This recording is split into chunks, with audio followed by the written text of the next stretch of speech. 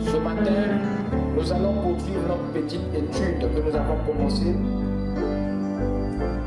sur pourquoi devrions-nous payer la dîme. Et notre point d'étude va encore se porter sur les causes secondaires de la dîme.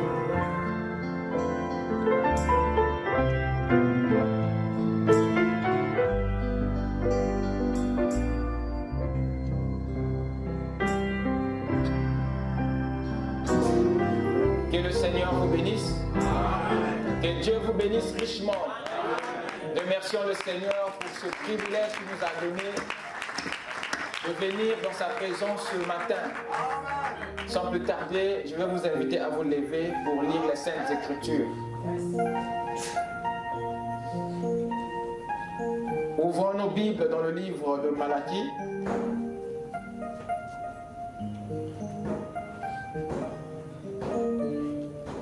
Malachie, chapitre 3, le verset 10, juste la première partie. Apportez à la maison du trésor toutes les dîmes, afin qu'il y ait de la nourriture dans ma maison. Amen. Amen. Inclinons nos têtes pour la prière. Seigneur notre Dieu, nous te remercions infiniment, Seigneur, pour cette matinée de grâce que tu as donnée à chacun de nous, Seigneur. Nous croyons que, Père, que Christ, le soleil de justice, s'est levé dans nos âmes pour chasser nos ténèbres, pour éclairer nos vies. Nous croyons que, Seigneur, tu nous as appelés ce matin pour nous donner un message. Nous voulons, Seigneur, oh Dieu, partir d'ici avec une grande portion de toi. Que les malades, Seigneur, soient guéris dans ta présence. Que les affligés soient consolés et que les perdus soient sauvés. Nous demandons à ce que, Père, tes anges se mêlent à cette œuvre et que toi, le grand Melchisédek, tu sois l'alpha et l'oméga. Tu connais, Seigneur, les requêtes enfouies dans le cœur. Toi seul peux les voir. C'est pourquoi, Seigneur Dieu, je prie, Seigneur, ô Père bien-aimé, pour chaque requête, afin que tu puisses l'exaucer au-delà de toutes nos attentes. Pour le reste, ô Dieu, sois avec nous, bénis ta parole, dispose les cœurs, Seigneur, et aide ton serviteur, Père bien-aimé, à pouvoir le transmettre. Donne les mots appropriés et viens, Seigneur, ô Dieu, te mêler à ce réveil. Et la gloire sera pour toi. Dans le nom puissant et infaillible du Seigneur Jésus-Christ, notre Dieu. Amen. Amen. Je vous prie de vous asseoir. Ouvrez avec moi dans Matthieu 24, versets 45 à 47. Matthieu 24.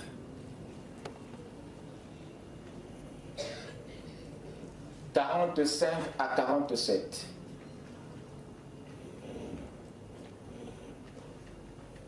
Quel est donc le serviteur fidèle et prudent que son maître a établi sur ses gens pour leur donner la nourriture au temps convenable? Heureux ce serviteur que son maître à son arrivée trouvera faisant ainsi. Je vous le dis en vérité, il l'établira sur tous ses biens. Amen. Amen. Amen. Amen. Que le Seigneur bénisse sa parole dans nos cœurs. Amen. Ce matin, nous allons poursuivre notre petite étude que nous avons commencée sur pourquoi devrions-nous payer la dîme. Et notre point d'étude va encore se porter sur les causes secondaires de la dîme. Les causes secondaires de la dîme.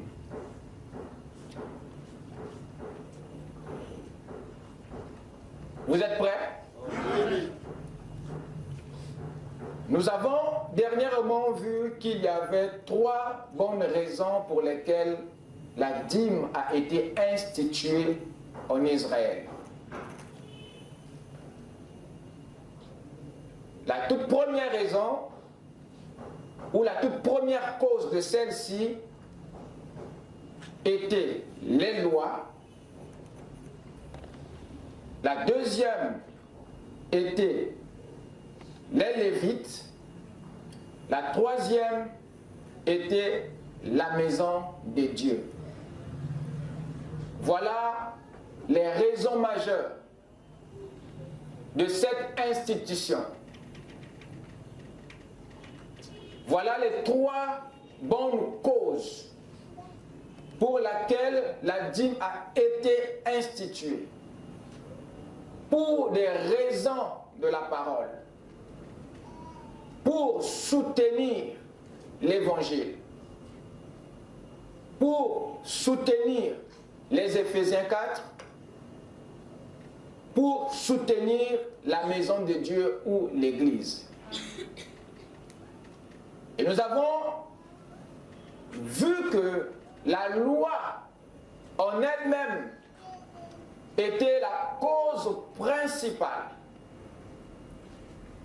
Les Lévites et la maison en sont les causes secondaires. Et nous avons vu que pour ce qui concerne les Lévites, parce que c'est là où nous sommes arrêtés dernièrement, pour ce qui concerne les Lévites, nous avons vu que le fait que Dieu avait choisi Lévi pour percevoir la dîme montrait clairement qu'on ne paye pas la dîme à n'importe qui.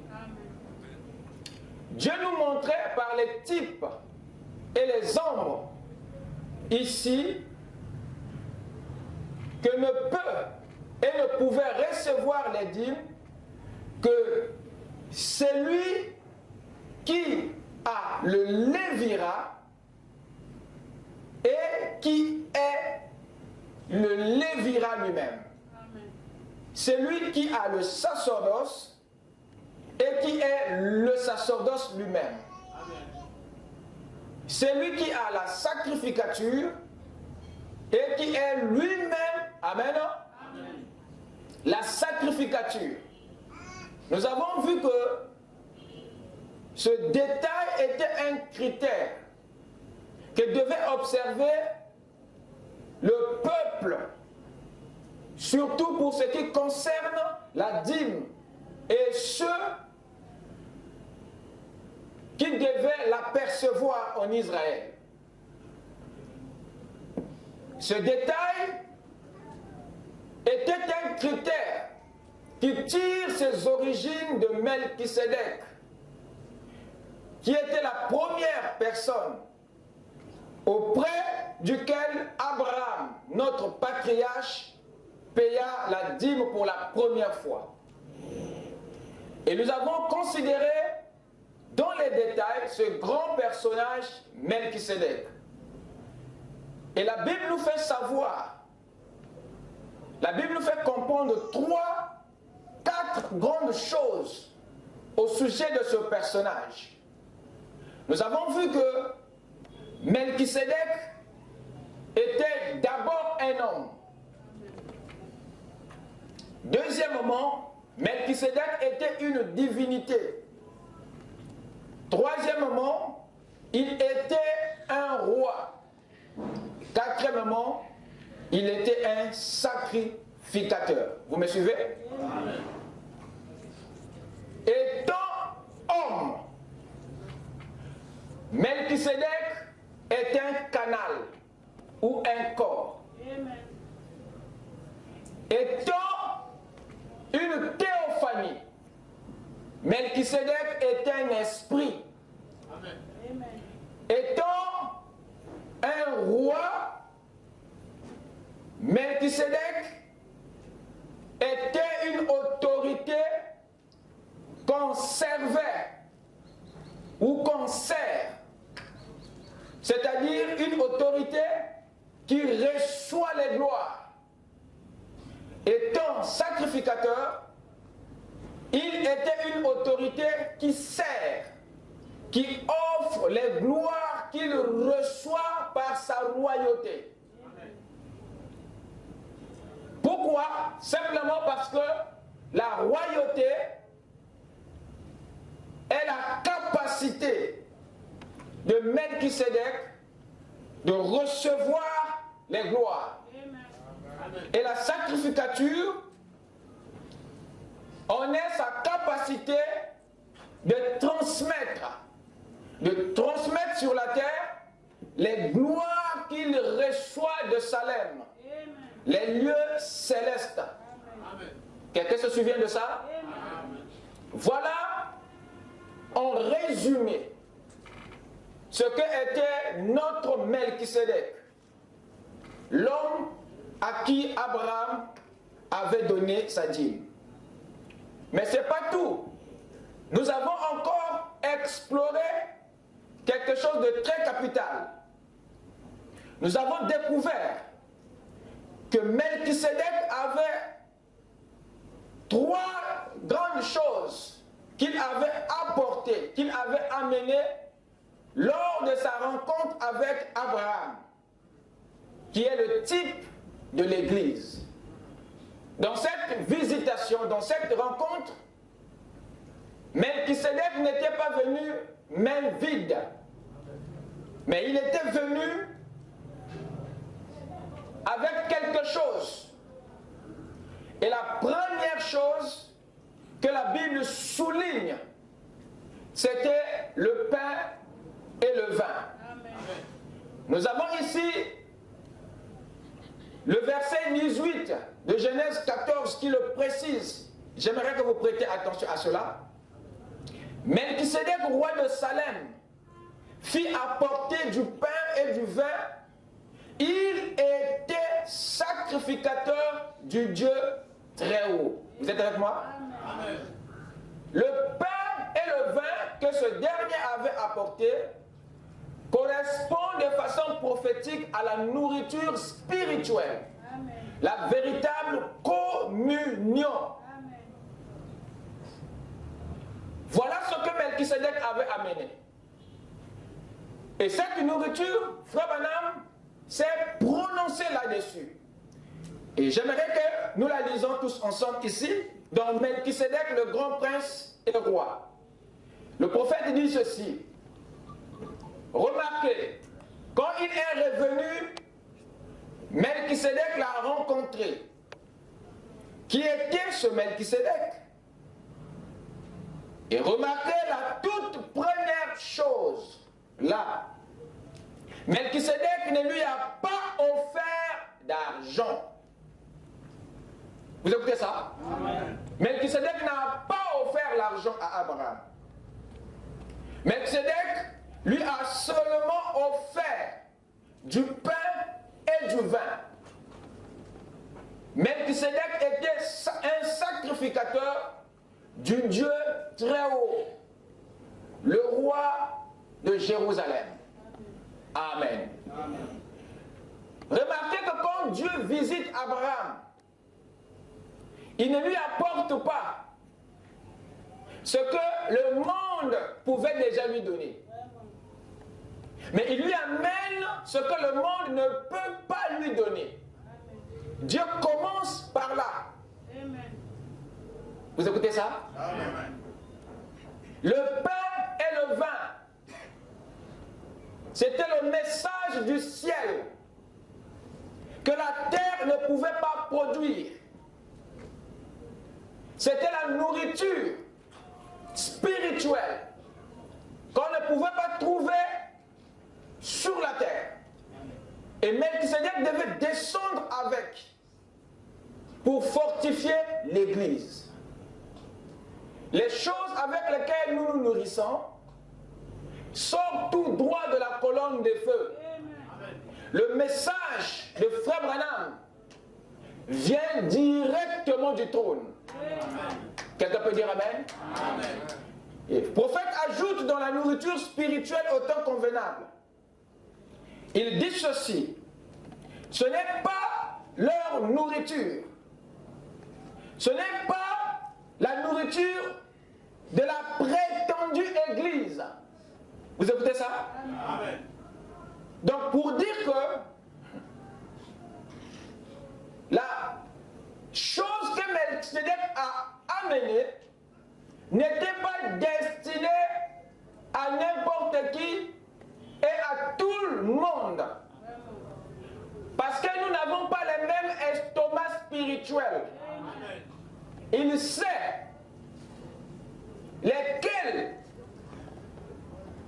vont très bien se sentir là-dedans. Ce n'est pas leur nourriture. Ce n'est pas la nourriture de la prétendue église. C'est la nourriture de l'épouse. Vous me suivez? C'était la nourriture de l'élu, de l'épouse.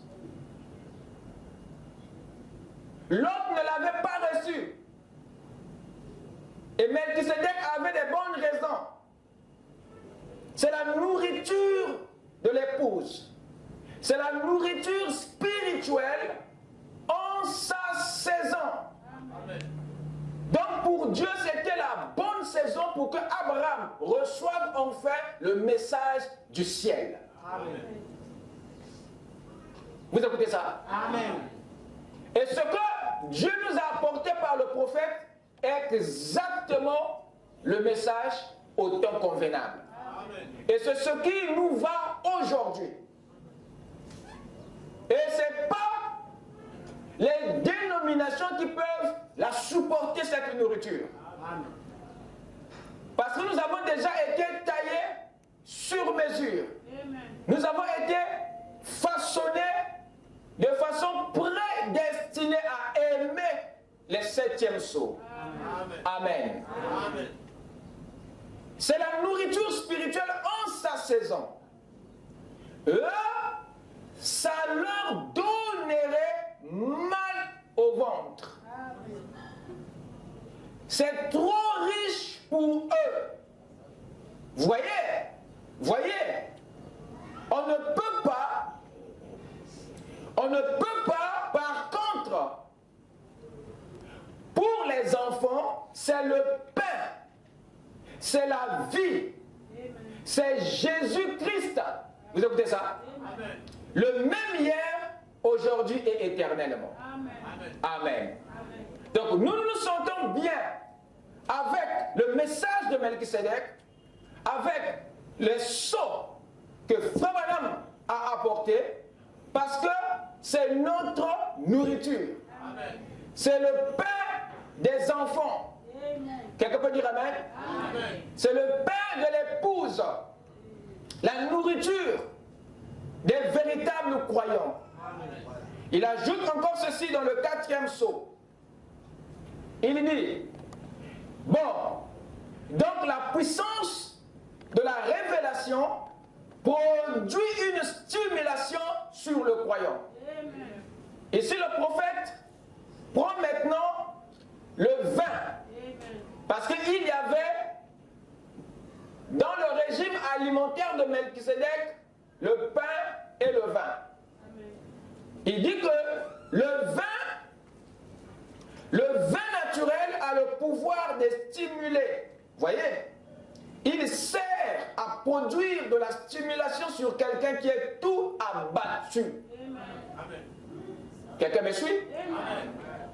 Donc Dieu sait par quoi nous avons traversé. Il connaît nos humeurs. Il connaît nos échecs. Il connaît nos combats. Il faut, dans ce qu'il amène, qu'il y ait de la stimulation pour guérir nos humeurs. Amen. Et le vin fait ce travail. Amen. Surtout lorsqu'il est associé au pain. Le prophète continue, il dit, car le vin naturel a le pouvoir de stimuler. Vous voyez, il sert à produire de la stimulation sur quelqu'un qui est tout abattu. Voyez? Eh bien, donc, là, la révélation de la parole, elle a une puissance. Nous avons la parole et Et de ce côté, nous avons la révélation de cette parole que nous avons reçue. Amen. Et cette révélation, c'est le vin. Elle a une puissance, dit Frère Branham. Elle donne aux croyants la stimulation de la joie, la stimulation de la satisfaction, la stimulation de voir que c'est confirmé, que c'est démontré. Amen. Amen. Dieu, prenant soin de son peuple, il accompagne notre alimentation avec tout ce qui traite nos émotions, ce qui traite notre humeur, ce qui traite nos attitudes. Il associe ça à ce qui traite notre âme, la parole. Quelqu'un peut dire Amen? Amen. Le prophète a continué dans la religion de Jézabel. Paragraphe 21, il dit, vous vous souvenez du bon Samaritain qui avait trouvé un homme blessé. Il l'a conduit à l'hôtellerie. Frère Branham dit, ça, c'est l'église. Donc cet homme qui était alité, Frère Branham dit que c'est l'église. Et c'est la condition agonisante que l'église s'est retrouvée durant les âges. Et cette condition de l'église durant les âges peut aussi être la condition du croyant aujourd'hui. Et je ne sais pas dans quel moment tu traverses. D'autres sont dans un état d'agonie. Mais Dieu prend toujours soin de ses enfants. Amen. Il est la résurrection et la vie. Amen. Le coma est un petit problème pour lui. Amen. Il dit, vous vous souvenez, il a donné 2 deniers à l'homme qui était là, en lui disant que s'il lui en fallait plus, il le lui payerait à son retour. Donc il a 2 deniers. Il est capable de vous soigner s'il est un homme de Dieu.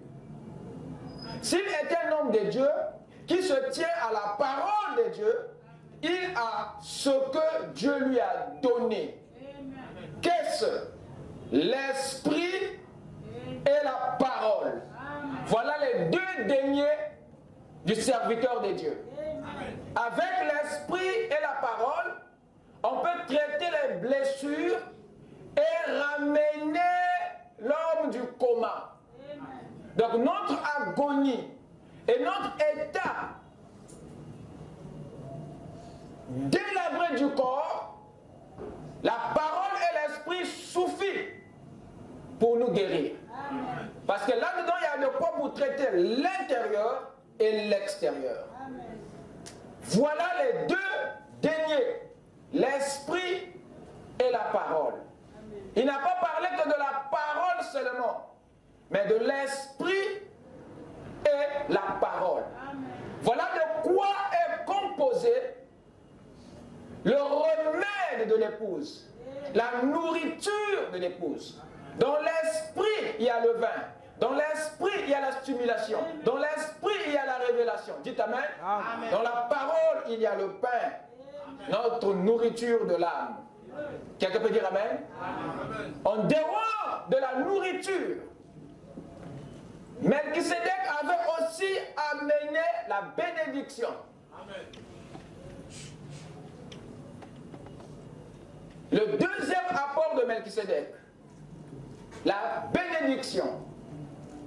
Genèse dit, après qu'il ait donné le pain et le vin à Abraham, il bénit Abraham et dit, béni soit Abraham par le Dieu très haut, maître du ciel et de la terre. Vous dites Amen? Amen.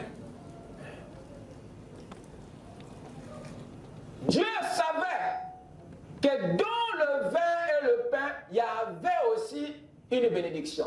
Parce que En lui-même, le pain est une bénédiction. En lui-même, le vin est une bénédiction. Mais en Dieu, les bénédictions ont des degrés et des niveaux. Il sait que, bien que nous avons reçu la nourriture, mais nous avons aussi besoin de bénédictions spéciaux. Amen. Et lorsque Melchisédek bénit ici, il ajoute quelque chose au pain et au vin. Cette bénédiction est un élément supplémentaire à la nourriture spirituelle. Amen. Vous dites Amen? Amen. Qu'est-ce que c'est cette bénédiction? Frère Branham dit quelque chose de très important. J'aimerais que nous prenions d'abord cette citation. Hébreux chapitre 7. Le prophète dit ceci. Abraham avait la promesse. Waouh! Oh, la promesse, c'est déjà un espoir. La promesse, c'est déjà quelque chose de grand. C'est une bénédiction, la promesse. Et celui qui a une promesse et celui qui n'en a pas, ils n'ont pas les mêmes attitudes. Amen. Ils n'ont pas la même espérance de vie. Vous écoutez ça? Amen. La promesse transforme. La promesse enlève. La promesse fait vivre. Quand tu as une promesse, tu vis en esprit. Amen. Mais quand tu n'en as pas, tu luttes. Mais remarquez, Frère Branham dit que Abraham avait la promesse. Et avec cette promesse, Melchisédek n'était plus obligé de le bénir. Mais malgré qu'il avait déjà la promesse, il avait déjà le pain et le vin, Melchisédek le bénit encore. C'est pour dire que cette bénédiction qu'il ajoute est différente du pain et du vin. C'est une autre affaire. Mais dont nous avons effectivement besoin. Amen. Vous écoutez ça? Amen. Son ministère ne peut pas seulement nous donner le pain et le vin, sans pourtant nous apporter cette bénédiction.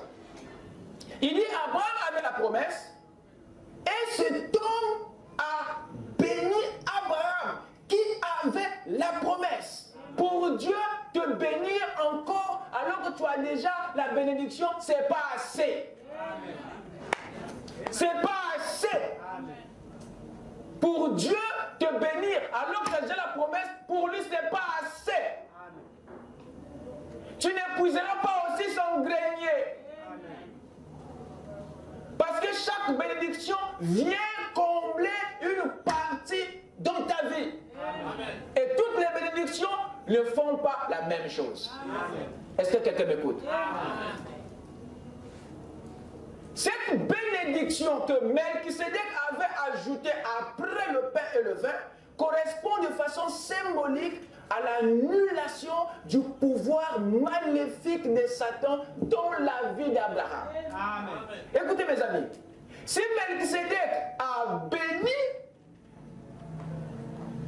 ça veut dire que il y avait une malédiction quelque part dans la vie d'Abraham qui devait être annulée. Parce que la bénédiction s'oppose toujours à la malédiction. Peut-être Abraham ne voyait pas les liens maléfiques. Peut-être il ne voyait pas les envoûtements. Mais lui, il bénit par cette bénédiction, par cette action. Abraham n'a aucune idée des liens que cette bénédiction a ôté.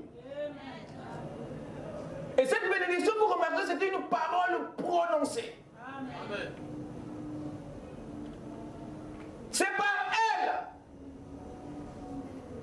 que Melchisédek a annulé les effets envoûtants des mauvais esprits sur Abraham. Amen. Vous savez, nous sortons des familles. Il y a des liens têtus. Amen. Il y a des atmosphères très rigides. Seul Dieu sait comment les annuler de notre vie. Amen. C'est vrai, tu te réjouis du message. Tu es content des âges de l'église. Tu es content de la parole. Tu es content du message de Frère Branham. Ça te fait du bien. Ça te réjouit. Ça te stimule. Oui, mais Dieu sait que tu as besoin d'une bénédiction pour détruire, annuler certaines influences. Amen. Amen. Cette bénédiction de Melchisédek avait un impact sur les influences, sur les malédictions, sur les envoûtements de l'épouse. C'est cette bénédiction qui a rendu Abraham incorruptible devant la tentation du roi de Sodome. Amen. Qu'est-ce qui s'est passé? Pourquoi il devait le bénir? Parce que Melchisédek avait vu une mauvaise influence. Alors il devait prononcer les bénédictions sur lui pour qu'aucune autre malédiction ne puisse avoir de l'effet sur Abraham. Amen. Il devait déjà le bénir pour le blender. Parce que toute parole qui sort de la bouche de Dieu devient automatiquement une loi. Amen. Et personne ne peut maudire celui que l'Éternel a béni. Amen. Aucune autre influence ne peut t'emporter lorsque tu es sous l'influence de l'Éternel. Écoutez mes chers amis. Allons-y avec moi dans Genèse 14, versets 17 à 24. Voici la scène. Après qu'Abraham fut revenu vainqueur de Kedelaomer et des rois qui étaient avec lui, le roi de Sodome sortit à sa rencontre dans la vallée de Chavé, qui est la vallée du roi. Donc dès qu'Abraham sort de la conquête, et voilà le roi de Sodome qui vient. Et vous savez que le royaume est toujours comme le roi. Amen. Et Sodome était une ville vraiment de souillure où se faisaient de mauvaises pratiques, où se faisait même l'occultisme. Et ce roi était imbibé de tous ces démons. Et le voilà maintenant qui fait des projets de rencontrer l'enfant de Dieu. Alors qu'est-ce que Dieu fait ici? Pendant que lui, il vient pour rencontrer Abraham, Melchisédek s'arrange pour s'interposer, c'est-à-dire pour arriver chez toi avant le roi de Sodome. Amen. Parce qu'il sait que dans ce contact, il te laissera sur toi une empreinte qui te rendra incorruptible devant la tentation. Il fallait que Melchisédek passe avant pour que Abraham réussisse, puisse vaincre la tentation du roi de Sodome. Amen. Donc, les 10 rois n'étaient pas la dernière bataille. Amen.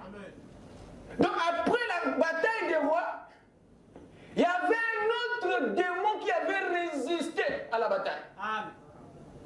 Et celui-là, ce roi de Sodome était vaincu comme les autres. Mais il s'est relevé, il a remis de ses cendres. Parce que le diable est têtu. Amen. Quand il s'est relevé, il a dit, je dois vaincre ce type qui a vaincu l'écuménisme. Comment tous ces rois, à lui seul, le roi de Sodome s'est levé. Et le voilà maintenant qui vient pour séduire Abraham, pour tenter Abraham. Et Abraham, quand il sort de la guerre, de la victoire, Il s'est dit que c'est fini. Faites très attention. Ne vous reposez jamais sur vos victoires. Amen. Ne dormez jamais sur les victoires. Après une victoire, prépare-toi à un autre combat. Amen. Parce que celui que tu as vaincu, c'est un esprit. Amen. Abraham est sorti de là vainqueur, il s'est dit ok, c'est bon. Mais il y avait un esprit qui s'était relevé et qui venait, cette fois-ci, pas avec les armes avec lesquelles il vient de faire la première bataille. Mais cette fois-ci, il vient avec des armes de l'esprit. Cette fois-ci, il vient avec les propositions. Il utilise maintenant une autre technique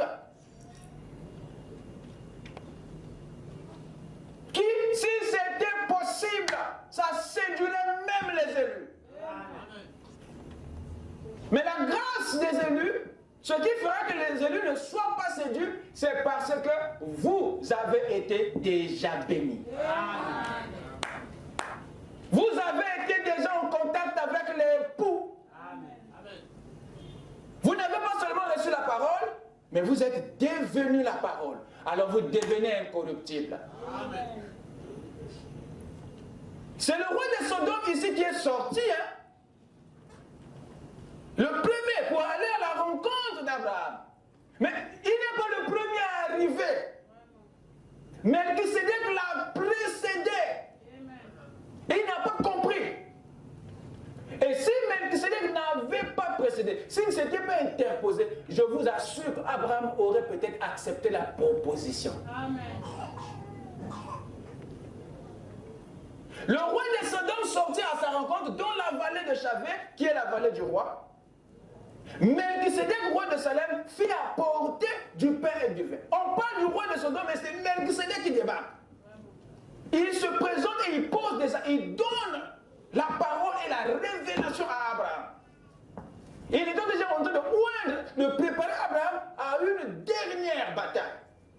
Abraham ne savait pas qu'il y avait un rescapé qui avait juré de la voir, mais cette fois-ci dans le premier saut. Amen.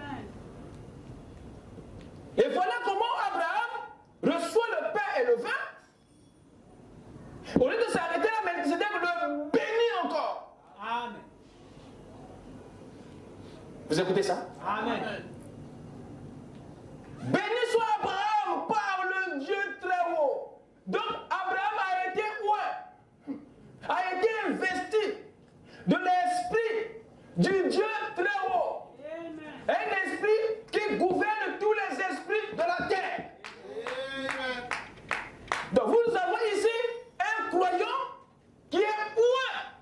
Alors quel est cet esprit qui va encore te séduire? Amen. Vous comprenez ça? Amen.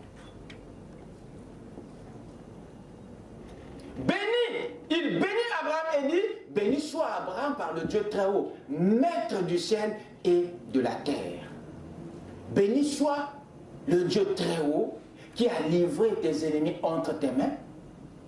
Vous voyez? Amen. Dans cette action de grâce, Melchisédek met déjà le roi de Sodome dans la défaite. Avant même qu'il rencontre le Fils de Dieu. Dieu scelle déjà la défaite du dernier ennemi. Amen. Et Abraham lui donna la dîme de tout. Écoutez. Le roi de Sodome dit à Abraham. Vous avez l'impression qu'ils étaient là côte à côte, mais c'était le roi de Sodome.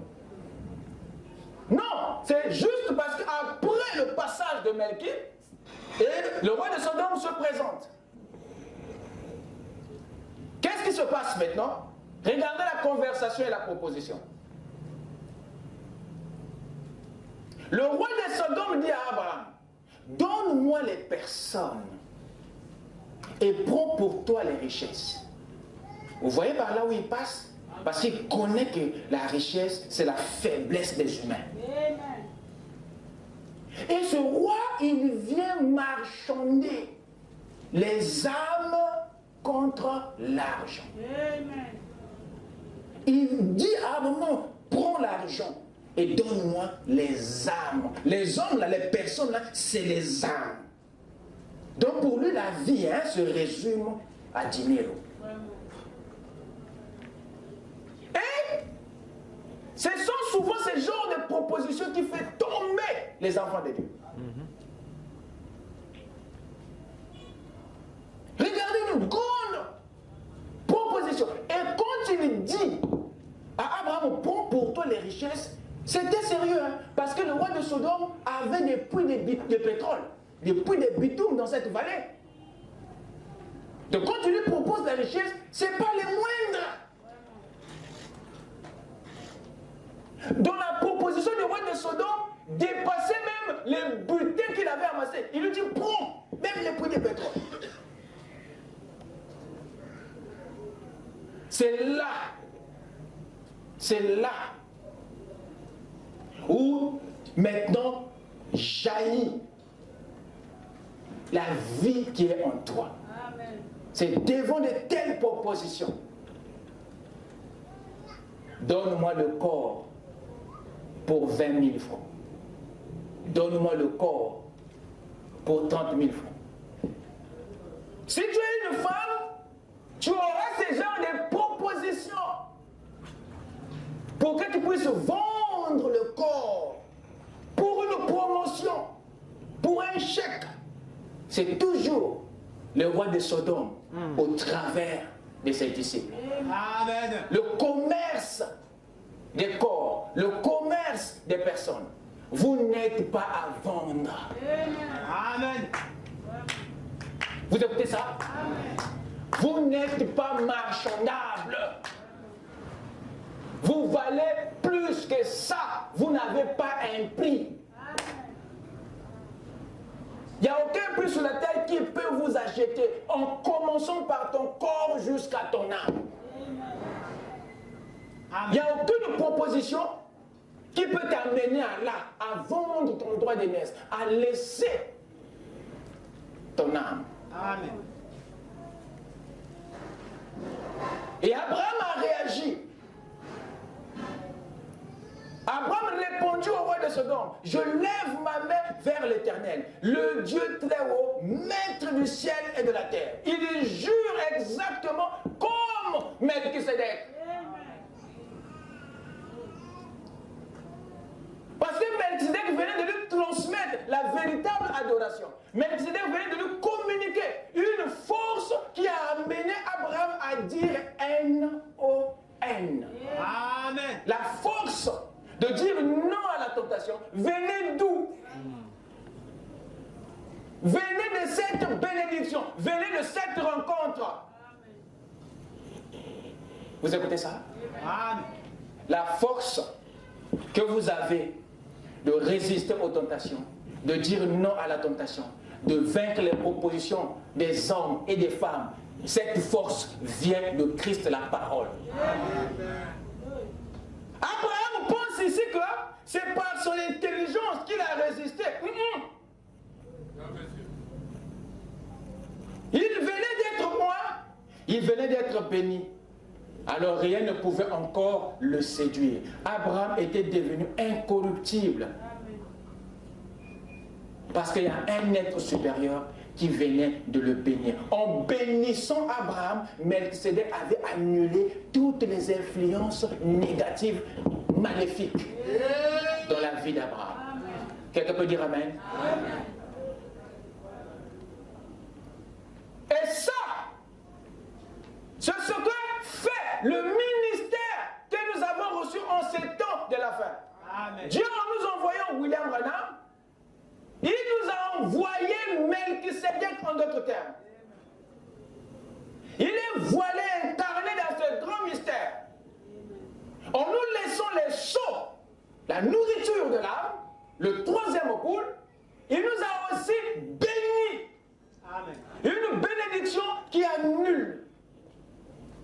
Dites Amen. Amen. S'il y a des liens dans ta famille, toi tu es l'exception. Amen.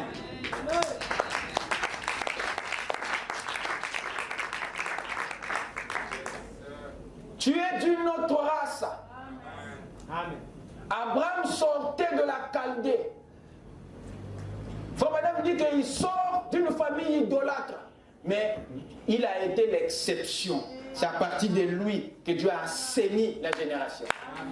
Et c'est toi, Abraham, c'est toi l'épouse. Dites Amen. Amen. Écoutez ce qu'il ajoute ici. Donc, question et réponse. Numéro 2, 160, paragraphe 161. Il dit, je vais vous dire qui est celui qui est maudit aujourd'hui. Vous écoutez ça? Yes. Yes. Le prophète veut finir avec ton incrédulité. Le prophète veut finir ici avec le doute. Le prophète veut finir avec ton désespoir. Toi qui crois que aux âmes qui l'a ma bé. Toi qui penses qu'il y a un mokili pour nakotika ma misusu. Frère madame, sous l'onction de Melchisedec, mets un terme à cette affaire. Amen. Il va te dire qui est réellement maudit. Amen. Il dit, je vais vous dire qui est celui qui est maudit aujourd'hui. Pas hier, aujourd'hui. Il dit, c'est lui qui refuse Jésus-Christ. C'est lui qui refuse Jésus-Christ. Il dit, c'est tout. C'est lui qui accepte Jésus-Christ est béni. Lesquels ont reçu Jésus-Christ? Amen. Vous êtes des bénis de l'Éternel. Amen. Tu ne peux pas accepter Jésus-Christ et être maudit. Amen. Donc si tu repars d'ici avec le doute sur ta bénédiction, là, tu as choisi ton camp. Tu rendras sans effet ce qui a été déjà mis sur toi. En Christ, tes liens sont brisés. En Christ, vous êtes bénis. Dites Amen. Il n'y a aucun lien, aucune malédiction de ta famille qui peut être supérieure à cette bénédiction de Jésus-Christ sur toi. Oh, lesquels est béni disent Amen. Brisez les liens en disant Amen.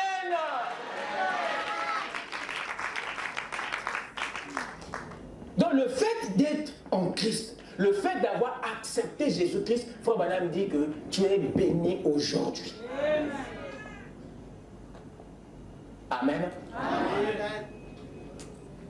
Amen. Amen. Il ajoute encore ceci. Dans la demeure future, 274 à 275, les cieux et la terre se sont rencontrés. Dieu et l'homme sont réconciliés. Je suis en train de vous parler de la bénédiction de Melchisedec sur Abraham. Cette action de bénédiction était une onction qui protégeait Abraham de toutes les influences maléfiques. C'est une bénédiction qui le retirait du commun des mortels. C'était une bénédiction qui faisait d'Abraham une exception. C'était pas une bénédiction comme ça, non. C'était quelque chose, une onction qu'il avait lâchée sur lui par la parole et qui avait oué Abraham à tel point qu'aucune autre influence du monde, aucun autre esprit, aucune autre domination ne peut le prendre par surprise, ne peut l'envoûter encore. Amen. Quelqu'un peut dire Amen? Amen. Donc ne croyez pas aux envoûtements au moment où vous êtes invoûtable. Amen. Est-ce que je parle à quelqu'un? Les cieux et la terre se sont rencontrés. Dieu et l'homme se sont réconciliés. Un Éden rétabli a commencé. Vous voyez? Toute la malédiction est partie. Est-ce que tu écoutes ça? Amen. Tout comme toute la malédiction du péché s'en va quand le Saint-Esprit vous accepte. Amen. Vous voyez? Ce n'est pas vous qui l'acceptez. C'est lui qui vous accepte. Vous voyez, parce que c'est l'attribut de Dieu. Dites Amen. Vous êtes les acceptés de Dieu. Raison pour laquelle il n'y a aucune vie. Vous écoutez ça? Yes. Toutes les zones d'ombre que vous voyez dans votre vie, c'est pas que c'est sur vous, non. C'est en fait votre âme qui ressent une ombre. C'est comme Abraham qui ressent le roi de Sodome venir. J'ai envie de vous dire, des fois vous faites des songes, où vous pensez que c'est vous. Non, parfois c'est l'intention de l'ennemi que ton âme a capté. Ce sont les projets, les intentions de l'ennemi. Dieu permet que tu puisses les capter d'avance. Et tu as l'impression que c'est toi en fait qui étais victime. Non, non, c'est lui qui est victime parce que Dieu t'a averti d'avance de ce qu'il pense de toi. Et ça te met maintenant dans une attitude d'intercession et de prière. C'est ce que Dieu veut. Est-ce que vous êtes avec moi? Mais ce que vous faites parfois, quand vous sortez de là, vous vous regardez en vaincu. Et vous créez une atmosphère propice qui lui fait facilement avancer. Parce qu'il a besoin de ton approbation. Que tu crois que ce que tu as vécu là, c'est exactement ainsi. Or, Job a dit, Dieu parle tantôt d'une manière, tantôt d'une autre. Parfois, il nous parle dans les songes pour nous avertir. Mais dites Amen. C'est Dieu qui t'a parlé, qui t'a montré les intentions du royaume des ténèbres. Alors, il ne faut pas que quand tu sors de ce songe, que tu te comportes en victime. Non, non, non. Tu as le Saint-Esprit et le Saint-Esprit, Jésus avait déjà dit que le Saint-Esprit vous montrera les choses à venir. Il vous enseignera. Mais quand il vient te parler dans les songes, tu te sors de là en victime. Il dit non, mais c'est pas pour créer ça que je te l'ai montré. Vous écoutez ça? C'est pas pour que tu te comportes en proie que Dieu t'a fait voir. C'est pour que tu remercies le Seigneur d'avoir déjà saisi les intentions de l'ennemi sur ta vie. Alors là, tu rentres maintenant dans le 7e saut pour détruire les atmosphères. Et quand lui, il arrive, il se pose la question, bon, comment est-ce qu'il a fait? Amen. Hein? Amen. Dieu a sa façon de protéger son épouse. Amen. Et il se sert de tous les moyens secondaires, primaires, juste pour vous mettre à l'abri. C'est à nous de savoir lire. Quelqu'un peut dire Amen? Amen. Israël avait un prophète dans le camp. Et ce que mijotait le roi d'Assyrie, le prophète le recevait. Et il disait au roi, c'est ce que vous êtes. Ce que pense l'ennemi, Dieu vient te le montrer sous forme de songe. Mais toi quand tu sors de là, oh. Mais c'est pas pour les funérailles. Toi déjà tu t'es déjà enterré, tu as déjà séduit mes cimetières, tu dis, non, non, c'était pas pour les funérailles. Et quand vous vous comportez comme ça, vous affaiblissez votre âme. Amen. Quelqu'un m'écoute? Amen. Dieu vous a béni de façon que rien ne vous arrive. Amen. Si quelque chose est en route, Dieu vous parlera. Parce que vous avez un esprit sensible. Vous avez une âme qui est capable de sentir à distance. Amen. Amen. Amen. Voyez, vous voyez, si c'est le Saint-Esprit, ça veut dire l'Esprit de Dieu. Et c'est l'attribut, la pensée de Dieu qui vous a accepté parce que vous étiez prédestiné dans ce but. Voyez?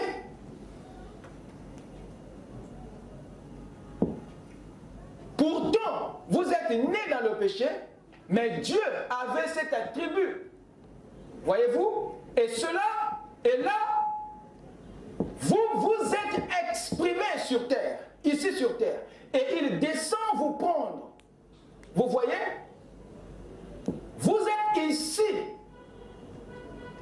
Votre place, c'est ici. Vous voyez, le péché a perdu son pouvoir. C'est vrai. Le désir du péché est sorti de votre cœur. Quand le Saint-Esprit entre, amen, vous êtes une personne rétablie. Quelqu'un peut dire amen? Est-ce que quelqu'un peut dire amen? Après le passage de Melchisédek, le désir, la manière dont Abraham aimait la richesse n'était différent. La manière dont il percevait les choses était différente. Parce qu'il venait de recevoir quelque chose de plus grand, qui ne pouvait plus vaincre son cœur et son âme. Est-ce que vous me suivez? La bénédiction de Melchisédek, qu'est-ce que c'était? C'était une onction. C'était une onction qui avait annulé les influences négatives. C'était une onction qui avait investi Abraham pour lui donner la force de résister à toutes les tentations. Même quand l'ennemi vient dans la forme invisible, Abraham est loin d'un esprit pour voir et résister. Et c'est ce que vous avez reçu. Amen. Et c'est le ministère qui amène ça. C'est le ministère qui apporte ça. La nourriture et cette bénédiction, c'est lié au ministère, au sacerdoce de Melchisédek. C'est ce qu'un ministère est censé faire. Amen. Et le dernier point, c'est le jubilé. C'est le dernier apport de Melchisédek. Le jubilé. Verset 20. Après qu'il ait béni Abraham, Melchisédek se met à bénir Dieu. Béni soit le Dieu très haut, qui a livré tes ennemis entre tes mains. Vous écoutez ça? Amen. Melchisédek s'est mis à louer Dieu pour la victoire d'Abraham. Il s'est mis à célébrer la victoire d'Abraham. Il s'est mis à rendre des actions de grâce à Dieu pour ce qu'il a accompli dans la vie d'Abraham. Dieu adorant lui-même Dieu dans un corps. C'était le réveil. C'était un jubilé. Ces louanges, ces actions de grâce correspondent de façon prophétique au réveil de l'épouse, à l'ouverture des sceaux, pour célébrer la victoire de l'épouse. Cette victoire que la parole a remportée en toi, cette victoire que Christ a obtenue dans ta vie. Vous écoutez ça? Amen. Il faut que chacun puisse avoir une expérience, des expériences palpables, des victoires palpables. Dieu termine toujours par un réveil. Dieu termine toujours par un réveil. Quelqu'un peut dire amen? Amen. Et après, c'est au regard de toute cette œuvre, de tout ce travail, de tous ces ministères, qu'Abraham a payé la dîme. Amen. Sa dîme était à la fois un acte de reconnaissance, de gratitude, d'action de grâce et de soutien au ministère qui l'a nourri, béni, qui lui a apporté le réveil, la victoire dans sa vie. Est-ce que quelqu'un me suit? Donc son action devient un acte de reconnaissance. Sa dîme devient un acte de reconnaissance ou de soutien au ministère qui a fait ces trois choses dans sa vie. C'est très important que vous reteniez cela. C'est après avoir été nourri, béni. C'est après qu'Abraham est jubilé qu'il a réagi par sa dîme. Ce qui veut dire qu'Abraham a eu le temps d'observer, de vérifier, d'apprécier l'authenticité de l'appel et du ministère de Melchisédek. Amen. Parce qu'il a agi après que le Melchisédek est nourri, béni et apporté le réveil dans sa vie. Donc il a eu le temps de regarder, d'observer, d'apprécier ce ministère en pleine œuvre. Amen. Il ne l'a pas donné à l'arrivée de Melchisédek. Abraham n'a pas payé sa dîme à l'arrivée de Melchisédek. Non. Abraham a payé après que Melchisédek ait posé certains actes du ministère. Amen. Je ne sais pas si vous me suivez. Amen.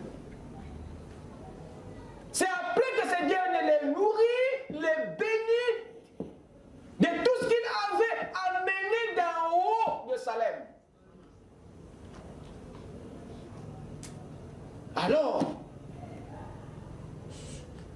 par reconnaissance, Abraham approuve, soutient. Donc nous voyons ici, dans cette démarche, que la dîme ne se donne qu'aux ministres qui ont le ministère. Amen. Aux Melchisédek qui ont le sacerdoce. Amen. Aux Lévites qui ont le ministère de la nutrition, de la bénédiction et du jubilé. Amen. Ceux qui ont le don et qui sont eux-mêmes le don. Amen. Ceux qui ont le sacerdoce et qui sont eux-mêmes le sacerdoce. Amen. Est-ce que vous m'écoutez? Frère Madame dit ceci dans La Reine de Séba de 1958. Remarquez cette petite femme, suivez attentivement. Eh bien, étant une femme, c'est l'église, hein? Amen. Amen. Elle avait beaucoup de difficultés devant elle. Eh bien, elle a dit, je vais amener suffisamment de nourriture et autres pour rester. Et je ne vais pas là-bas juste pour une soirée et entendre les prédicateurs prêcher. Et si je n'apprécie pas ce qu'il dit demain soir, je n'y retournerai pas. Elle avait l'intention de rester jusqu'à ce qu'elle soit convaincue. Faut Madame dit, c'est ce qu'il faut faire. Amen. Je parle à quelqu'un? Il continue. Restez jusqu'à ce qu'elle soit satisfaite. Ça se suit, hein? Convaincu, satisfait. Ce sont des deux mots qu'il faut bien retenir. Le prophète continue. Et elle allait examiner cela par les Écritures pour voir si ce don était vrai ou pas. Amen. Amen. Est-ce que vous êtes là? Amen. C'est l'église. La reine de Séba, c'est la femme, c'est une église. Donc c'est vous et moi. Frère Madame nous éduque par le type de cette femme. On est dedans. On peut avancer? Et remarquez, elle a dit, si la chose est correcte, mon Dieu, je veux la soutenir.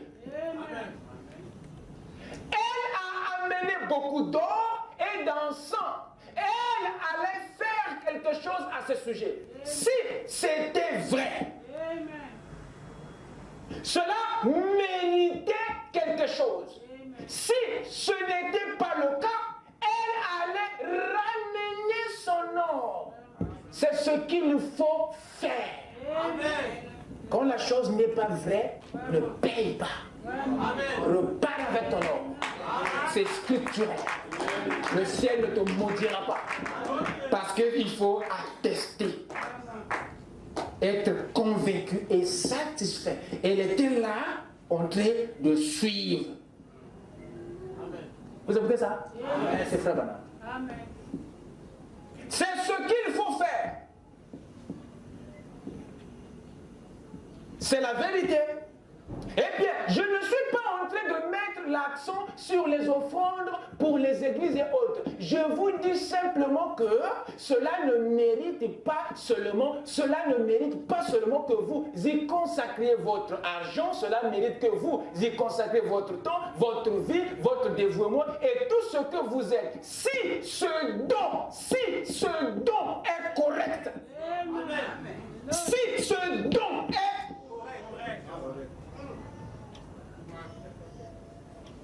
votre témoignage, tout ce que vous êtes, le don mérite tout cela. Parce que cela vaut ce qu'il avait pour vous l'apporter. Parlez du don. Mais c'est strict là, c'est strict. Mais on va se comporter comme...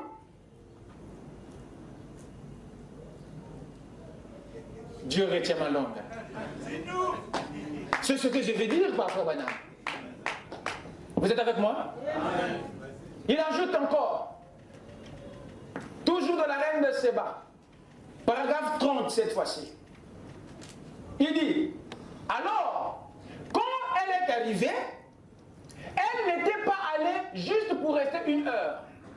Elle a pris ses chameaux et les a mis à l'écart. Puis, elle a dressé ses tentes et tout ce qu'elle avait. Elle a gardé ses dons avec elle. Elle est entrée dans l'église. Waouh! Ce matin-là, quand Salomon s'est installé à la chaire, et qu'on a commencé à lui présenter des cas, elle s'est émerveillée devant ce grand esprit de discernement. Mais, elle a dit, je reviendrai demain quand il siégera, et elle est restée, et jour après jour, elle n'a vu cela faillir aucune fois. Dieu peut tout sauf faillir. Elle a observé cela. Est-ce que toi tu le fais? Comme c'était parfait. Et alors, quand elle fut absolument convaincue dans son cœur, quoique étant une païenne, mais toi tu as cru, hein? Tu as le message, tu as Frère Branham. Toi tu as Frère Branham. Amen. Quoique étant païenne, regarde les principes. Voilà pourquoi moi je dis, hein, vous devez respecter les gens. Amen. Ce n'est pas parce qu'elle n'est pas dans le message qu'elle a moins d'importance à tes yeux. Vous écoutez ça? Le salut, c'est le domaine de Dieu. Ce n'est pas le domaine d'un homme. Ce n'est pas un homme qui va décider, c'est Dieu qui décide. Quand le brigand à la croix est rentré, les pharisiens ne savaient pas. Hein? Pour les pharisiens, il était parti en enfer. Mais il était rentré. Bon, votre diagnostic maintenant va donner quoi? Respectez les gens. Parce que vous ne savez pas ce qui peut se passer au-dedans de lui. Vous dites Amen? Quoiqu'étant une païenne, regardez la démarche. Elle était absolument convaincue qu'il y avait un Dieu qui était vivant. Non pas une idole. Pas un veau d'or. Non. Elle a eu des preuves qu'il y a un Dieu vivant. Mais un Dieu vivant, puisqu'il œuvrait dans sa créature vivante, se manifestant lui-même pour montrer qu'il était Dieu. Et elle a dit, tout ce que j'avais entendu était exact. C'est même plus que ce que j'ai entendu. Elle était absolument convaincue. C'est un travail qu'elle fait personnel en elle-même parce qu'elle ne veut pas soutenir l'erreur. Vous écoutez ça? Par ses offrandes, ses dîmes.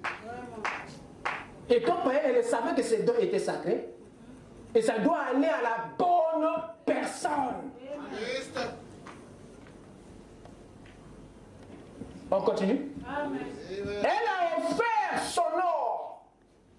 Elle a offert ses dons pour soutenir la chose et pour que cela serve dans le temple de Dieu. Et elle a fait tout ce qui était en son pouvoir pour soutenir la chose. Et Jésus a dit, elle se lèvera au jugement avec vous, les pharisiens, qui sont très bien instruits, et vous condamnera. Oui, elle va se lever. Parce qu'elle, elle était dure envers elle-même, mais toi, tu ne l'as pas été. Ou tu ne l'es pas. Elle te condamnera. Alors qu'elle n'avait pas les sceaux, toi, tu as les 7 sceaux. Vous dites Amen? Amen. Vous dites Amen? Amen. Je veux entendre un Amen. Amen. Dans la prédication, ayez foi en Dieu. Frère Branham ajoute,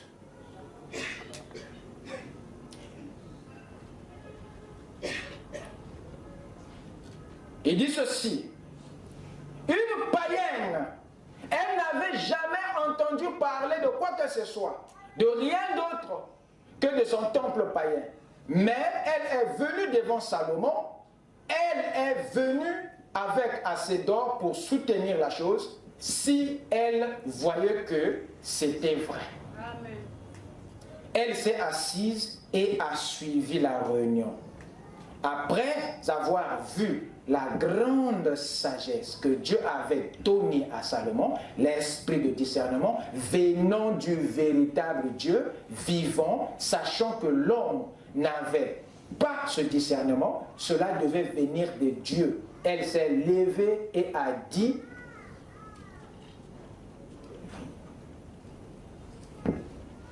tout ce que j'ai appris est vrai et bien plus.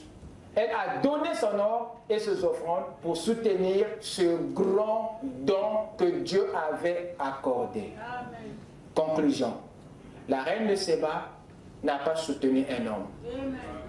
Mais la reine de Séba a soutenu un don qu'elle a observé, attesté et prouvé. Vous écoutez ça? Amen. On ne paye pas sa dîme à n'importe qui. On paye à celui qui a le don, le ministère. Amen. Est-ce que je peux avancer? Amen. Donc, question-réponse. Eh bien, maintenant, voici une petite chose délicate pour l'Église maintenant. Non, en principe, les dîmes doivent aller au ministre. C'est vrai. Dans la Bible, dans l'Ancien Testament, on avait une boîte qui était placée à la porte lorsque le bâtiment, c'est dans cette boîte que les gens mettaient le fonds pour la réfection. Vous avez lu cela bien des fois dans l'Ancien Testament. On entretenait les bâtiments et tout le reste comme cela. C'est de ce fonds qu'on se servait pour toutes les réfections du bâtiment. Mais le dixième de cela était destiné, le dixième des dîmes, toutes les dîmes étaient destinées à leur sacrificateur, à leur pasteur. Amen. Oui, les dîmes ne doivent pas être destinées à autre chose. Amen. Vous dites Amen? Amen. Je sais que les gens prennent leurs dîmes à la veuve. Qui l'a déjà fait ici là? Que ça l'amour de société. Et Amen. même si tu es fâché contre les pasteurs et tout ça, tu te dis que les orphelinats vont... Oh, mais non.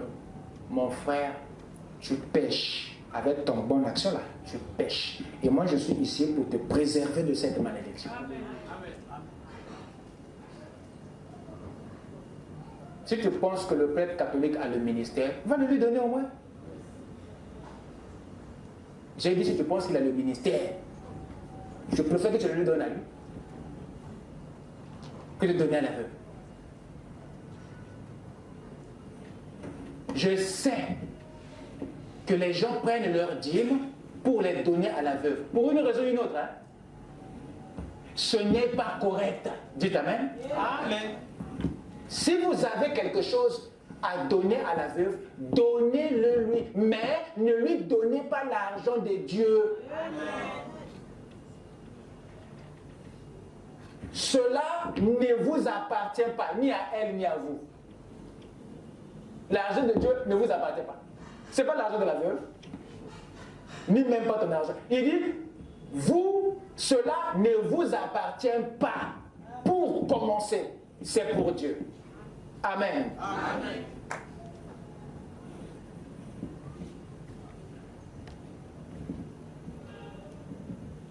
Voilà ce que je voulais dire sur les Lévites, les ministres ou les Éphésiens 4. À qui devrions-nous donner la dîme? C'est au ministère, c'est au don. Amen. Amen.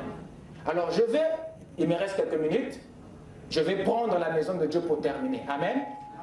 Je vais aller vite, je compte simplement aller vite. Alors la maison de Dieu. Parce que nous avons dit que dans les causes secondaires, il y a les Lévites et la maison de Dieu, n'est-ce pas? Amen. Nous venons d'aborder les Lévites. Parlons maintenant de la maison de Dieu avant de partir. Deutéronome 12, verset 11 dit ceci. Alors, il y aura un lieu que l'Éternel, votre Dieu, choisira pour y faire résider son nom. Il y aura un lieu. C'est là où, dans ce lieu que l'Éternel aura choisi, c'est là où, dans ce lieu où l'Éternel aura mis son nom, c'est là. Et c'est là que vous présenterez tout ce que je vous ordonne. Amen. Quoi? Vos holocaustes? Quoi d'autre? Vos sacrifices? Encore vos dîmes. Amen. Conclusion? On ne donne pas la dîme n'importe où. Amen. La dîme a un lieu. Amen.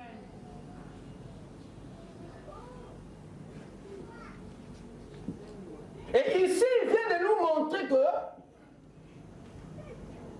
Dieu avait établi un lieu où devraient aller nos holocaustes, nos sacrifices et nos dîmes. Mais ça, nous ne le savons pas.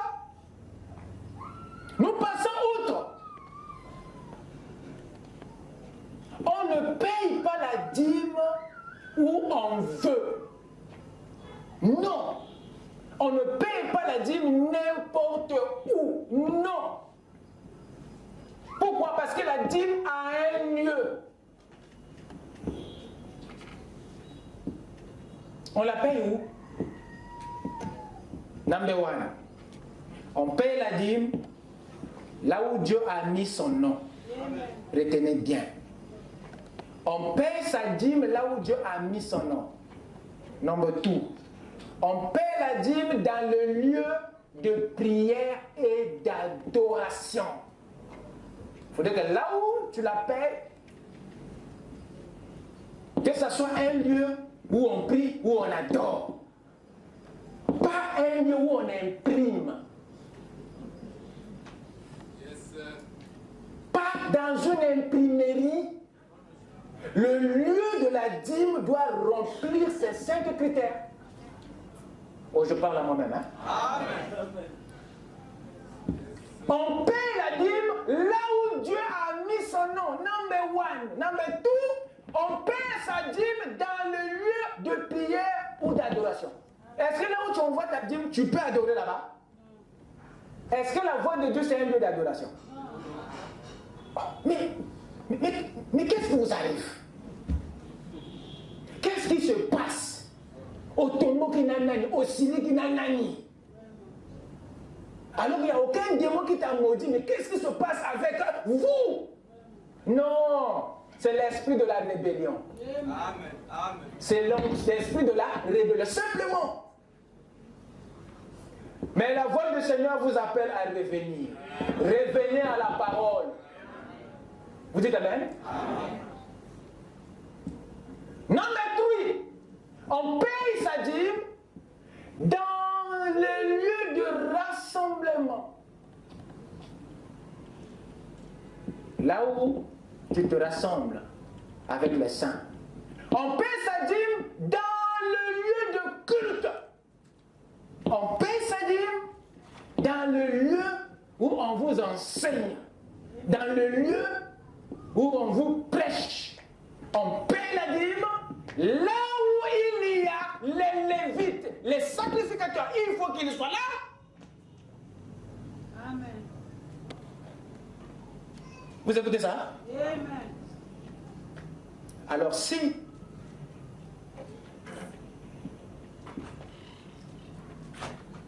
votre endroit ne remplit pas ces critères, ce n'est pas la maison de Dieu. Ce n'est pas la maison du trésor. Voilà la maison du trésor, voilà la maison de Dieu. Voilà ce que Dieu appelle sa maison. Pour dire que c'est une erreur pour vous d'envoyer vos dîmes à un endroit autre que celui-ci. C'est une erreur. Toutes les maisons ne sont pas la maison de Dieu. Amen. Ça peut être une maison, oui. Mais la maison du trésor doit remplir un certain nombre de critères. Mais on ne connaît pas qu'est-ce qui fait de ceci la maison de l'Éternel. Qu'est-ce qui fait de ceci la maison du trésor? Qu'est-ce qui fait de ceci la maison de Dieu?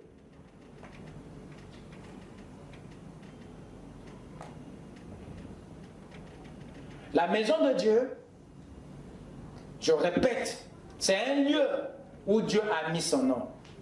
C'est un lieu de prière et d'adoration. C'est un lieu de rassemblement. C'est un lieu de culte. C'est un lieu de sacerdoce et d'enseignement. C'est un lieu où travaillent les prêtres. Amen. Voilà la maison de l'Éternel. Voilà la maison du trésor. C'est à cet endroit-là où vont les dîmes de l'Éternel. Qu'est-ce que Malachie nous a dit? Il dit apporter à la maison du trésor toutes les dîmes. Et c'est là-bas où travaillaient les sacrificateurs. C'est là-bas où Dieu avait mis son nom. Il parle du temple.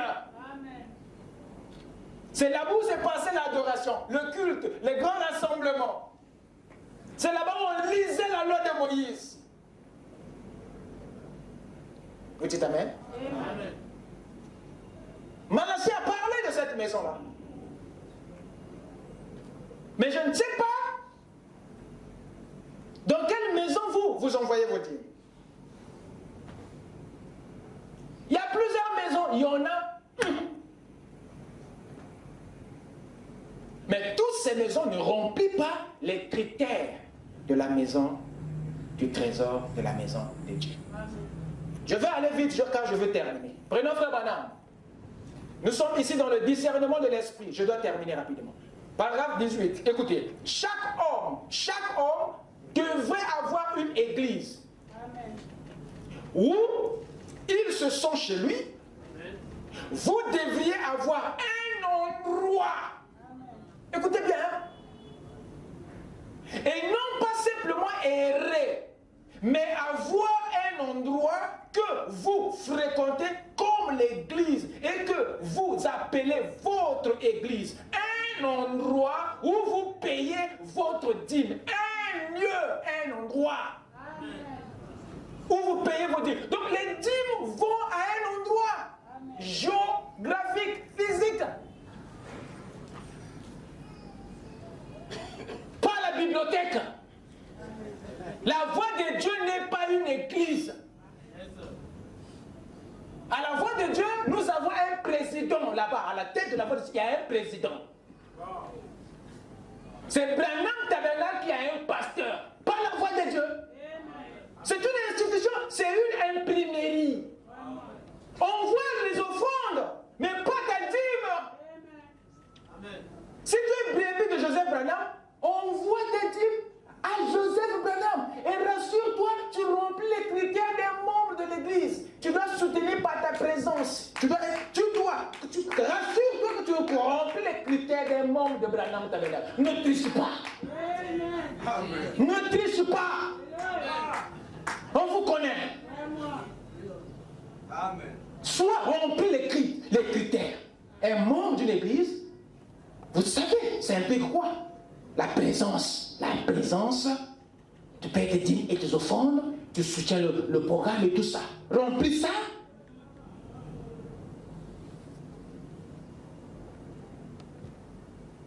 La voix de Dieu n'est pas une église. C'est Branham Tabernacle qui est une église. C'est Branham Tabernacle qui est un lieu où Dieu a mis son nom. C'est Branham Tabernacle qui est un lieu d'adoration, le lieu de culte, le lieu de rassemblement. C'est Branham Tabernacle qui est un lieu d'enseignement. C'est à Branham Tabernacle où il y a un lévite. Mais à la voix de Dieu, vous avez un président. On voit les offrandes volontaires à la voix de Dieu pour soutenir la distribution des tablettes et des brochures. Mais la dîme, on voit à l'église. Est-ce que c'est clair? Il continue, il dit, et que vous appelez votre église un endroit où vous payez votre dîme. Et un endroit où vous aidez à soutenir la cause. Faites votre choix. Faites votre choix. Mais, alors, ne coupez jamais la communion avec cet autre homme parce qu'il n'est pas membre de votre groupe. Amen. Vous voyez? Discernez son esprit et voyez s'il a le même objectif dans le cœur. Alors, ayez communion l'un avec l'autre.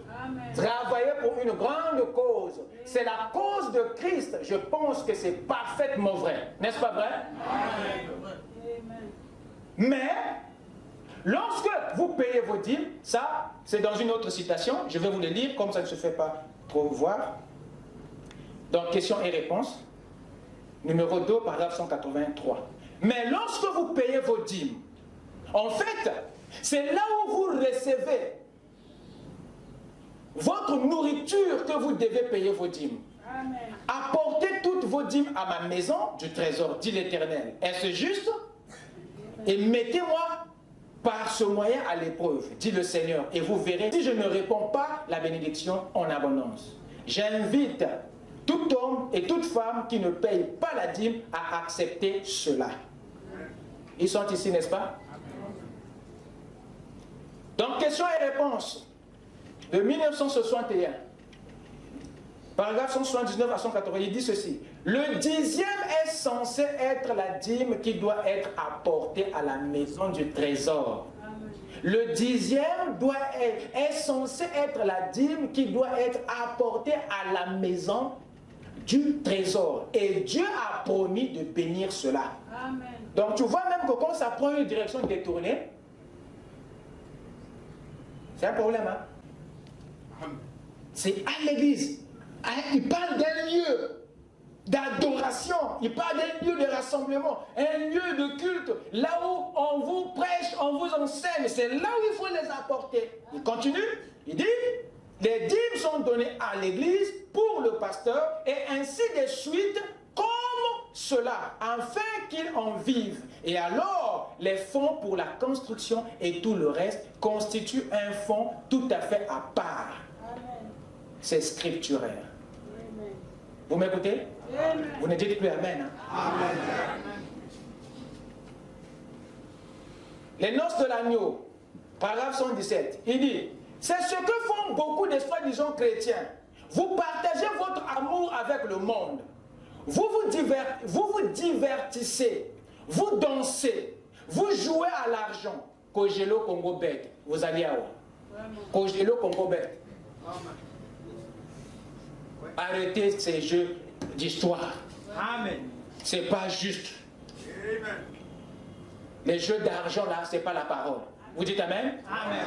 Les frères au coma champion à Congo Bet. Au coma m'appelle bête.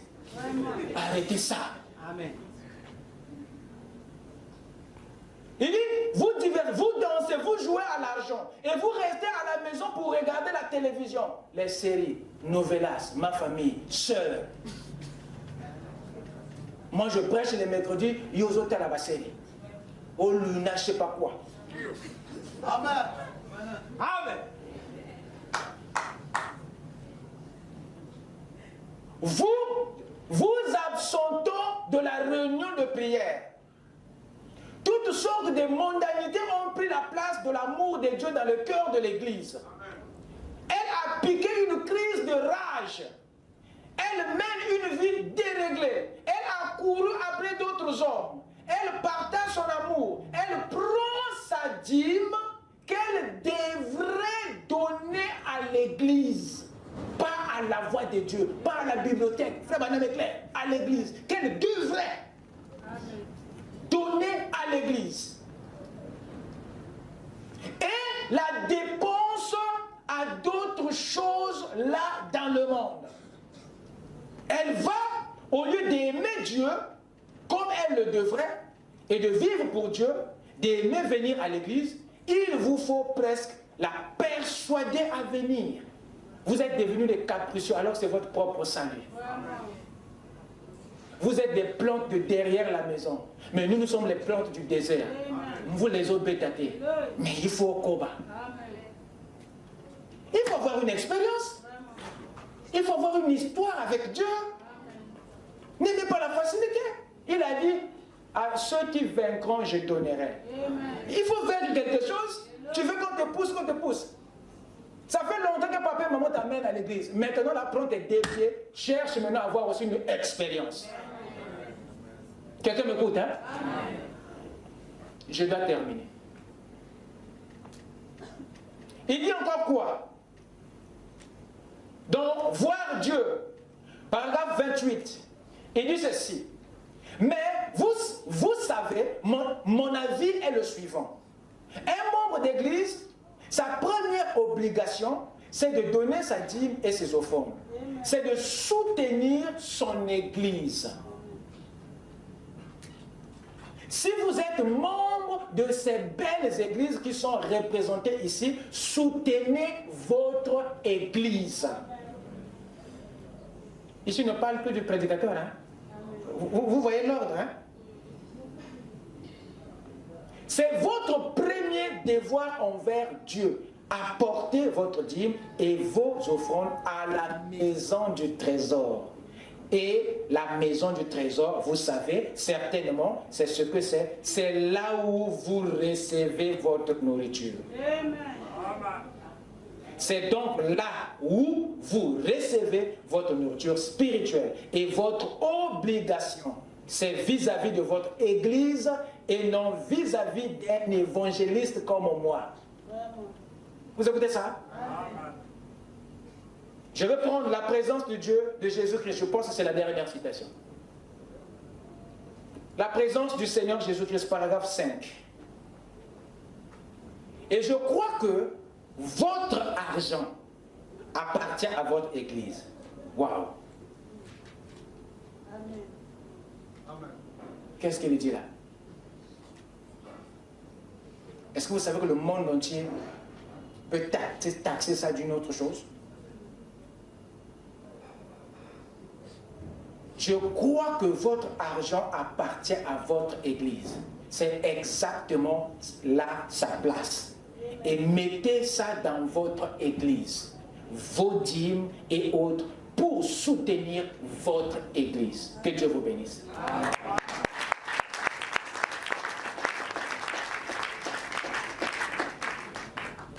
Voilà, nous avons fini avec les causes. Et mercredi, par la grâce du Seigneur, on va rentrer maintenant dans les conséquences. Vous êtes d'accord? Venez nombreux le mercredi et on va rentrer dans les choses profondes. Vous promettez que vous serez là? Lesquels seront là? Que Dieu vous bénisse. Oh, vous n'êtes pas sûr? Oh, levez la main ici. Levez la main, mon frère. Dieu va donner le temps. Que Dieu vous bénisse. Acclamez le Seigneur. Amen.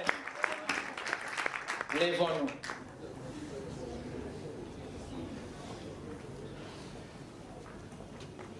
L'amour de Dieu est si merveilleux. L'amour de Dieu est si merveilleux. L'amour de Dieu est si merveilleux. Oh, quel amour, l'amour de Dieu.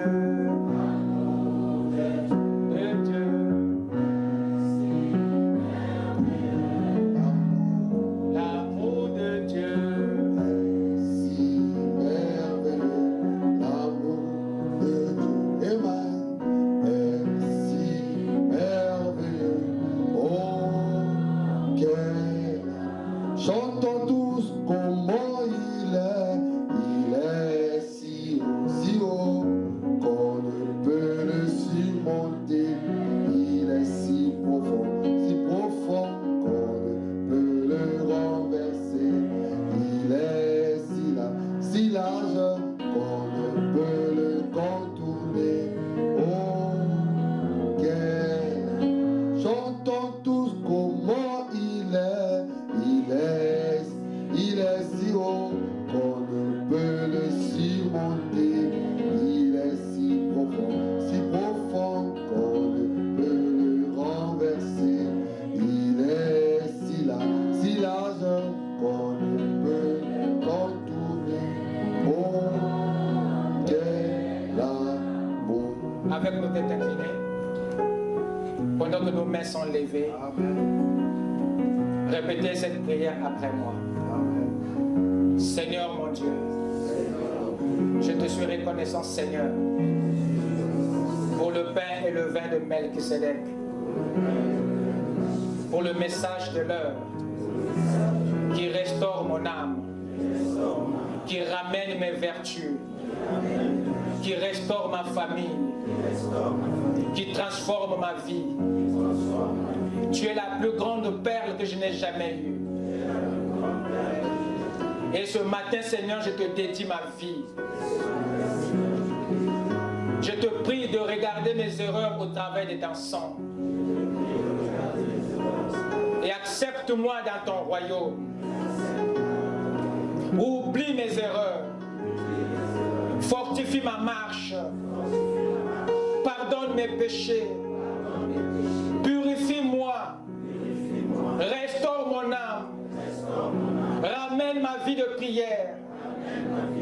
Éloigne de moi toute forme d'envoûtement. Que ta bénédiction puisse me oindre. Afin que je puisse avoir la victoire à tous les niveaux de ma vie. Dans les songes, dans le jour, dans la nuit. Que je marche en avançant. Et que le diable marche en reculant. Élève-moi dans les lieux célestes. Et brise les ténèbres de ma vie. Détruis les malédictions. Et tous les liens diaboliques. Que l'ange de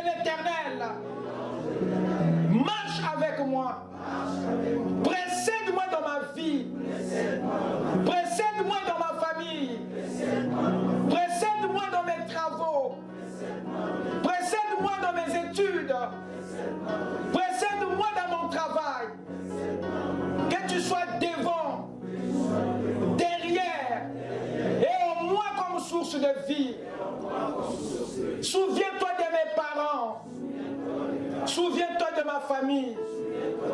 Sauve ma famille. Sauve ma famille. Et aide-moi, oh Dieu, à être un modèle pour toi. À être un exemple pour ma génération. Je te prie, Seigneur, de me remplir du Saint-Esprit, de toutes les vertus de Christ et de toute la perfection. Je te consacre ce matin ma vie. Tiens-moi par la main, Seigneur, et règle tous mes soucis, tous mes problèmes du corps, tous mes problèmes d'esprit. Tu es le vrai médecin. Ouvre les opportunités, Seigneur, afin que je puisse te louer, afin que je puisse te rendre gloire. Je prie, Seigneur, que tu sois réel dans ma vie. Je prie, Seigneur, que tu te rapproches de ma vie et que moi je disparaisse en toi. Reçois la gloire, reçois mes acclamations, Seigneur, dans le nom de Jésus-Christ. Amen. Que Dieu vous bénisse. Allez dans la paix du Seigneur. À nous revoir mercredi.